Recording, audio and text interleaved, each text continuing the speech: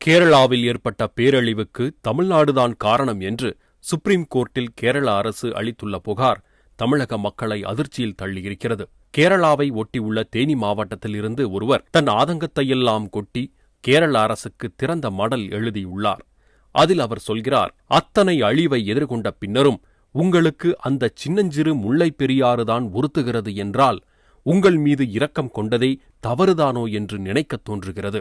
2 லட்சம் கன அடி நீரை வெளியேற்றி ஆலுவாவையும் எர்ணாகுளம் கொச்சியையும் வெள்ளக்காடாக்கிய இடுக்கி அணை மீது உங்களுக்கு வராத கோபம் வெறும் 20,000 கன அடி நீரை வெளியேற்றும் முல்லை பெரியாறு மீது வருகிறது என்றால் உங்கள் மீது நாங்கள் எப்படி இரக்கம் கொள்ள முடியும்?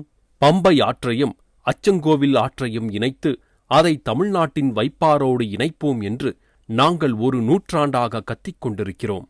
அது உங்கள் செவிகளில் ஏறியிருந்தால் பம்பை இன்று வெள்ளக்காடாக மாறியிருக்காது.